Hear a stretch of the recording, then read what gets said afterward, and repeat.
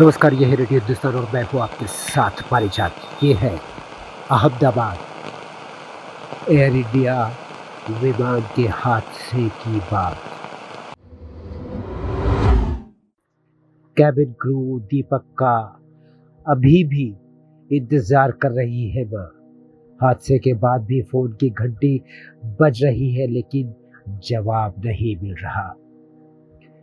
अहमदाबाद विमान हादसे के बाद भी एयर इंडिया के कैबिन क्रू दीपक पाठक की स्थिति स्पष्ट नहीं हो पाई है। हादसे से ठीक पहले उन्होंने अपनी मां को कॉल करके गुड मॉर्निंग कहा था। दर्दनाक हादसे के बाद भी उनका मोबाइल फोन लगातार बज रहा है, लेकिन कोई जवाब नहीं मिल रहा है। इस उम्मीद में कि वो सुरक्षित हो, परिवार और मोहल्ले के लोग अब भी उनसे सकुशल लौटने की दुआ कर रहे हैं। पूरे क्षेत्र में शोक का माहौल है, जबकि परिवार प्रशासन से आधिकारिक पुष्टि का इंतजार कर रहा है। 11 वर्षों से एयर इंडिया में कार्यरत थे दीपक पाठक। दीपक पाठक जो ठाणे के निवासी है, एयर इंडिया में बीते 11 वर्षों से कैबिन क्रू में यानी कि कैबिन क्रू के एक सदस्य के रूप में कार्यरत थे। गुरुवार को जो विमान हादसे का शिकार हुआ, यानी जो हादसा आज गुरुवार को हुआ, वो विमान लंदन जा रहा था और दीपक भी उसमें सवार थे। उनकी बहन ने बताया कि सुबह उन्होंने मां को फोन करके हमेशा की तरह गुड मॉर्निंग कहा था, लेकिन इसके बाद से उनका कोई संपर्क उनसे भी कोई संपर्क नहीं हो पाया है। फोन की घंटी बनी है आशा की डोर। परिवार के एक सदस्य ने बताया कि हादसे की खबर मिलते ही जब दीपक को कॉल किया गया तो टेलीफोन की घंटी लगातार बजती रही, लेकिन किसी ने फोन नहीं उठाया। उन्होंने भावुक होकर कहा, जब तक फोन बजता रहेगा हम किसी अनहोनी को सच नहीं मानेंगे। यही होता है माँ का प्यार अपने बेटे के लिए। 4 साल पहले ही हुई थी शादी। माँ बेटी कर रहे थे इंतजार और अभी भी कर रहे हैं इंतजार दीपक पाठक का। दीपक पाठक 5 भाई बहनों में से एक है और उनकी शादी 4 साल पहले 2021 में हुई थी।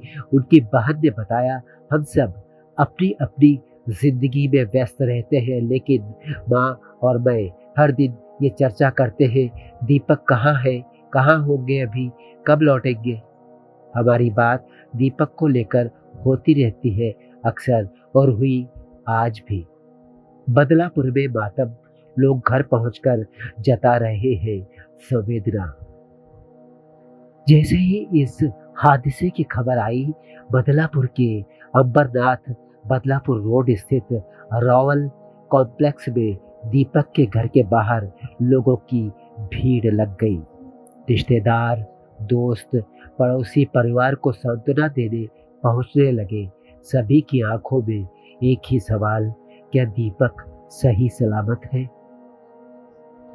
मुंबई में पायलट के घर पर भी पसरा मातम। इसी हादसे में पायलट कैप्टन सुमीत सभरवाल भी सवार थे। उनके मुंबई के पवई स्थित घर जलवायु विहार में भी अफसोस का, गम का, शोक का वातावरण देखा जा रहा है। स्थानीय विधायक दिलीप लांडे ने उनके 88 वर्षीय पिता से भेंट करके संवेदना व्यक्त की। 204 लोगों की मौत की पुष्टि हो चुकी है। गुरुवार दोपहर अहमदाबाद के सरदार वल्लभ भाई पटेल अंतर्राष्ट्रीय हवाई अड्डे के पास बीजे मेडिकल कॉलेज और सिविल अस्पताल के सामने बोइंग 787 ड्रीम लाइनर विमान दुर्घटनाग्रस्त हो गया। हादसे में अब तक 204 लोगों की मौत की पुष्टि हो चुकी है, उनके शव निकाले जा चुके हैं।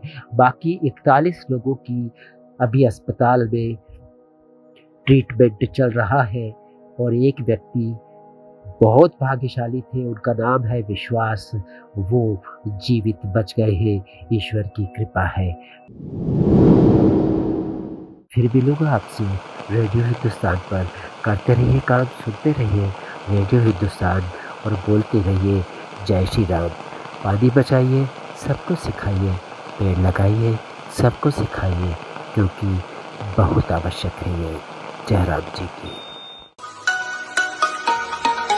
रेडियो हिंदुस्तान।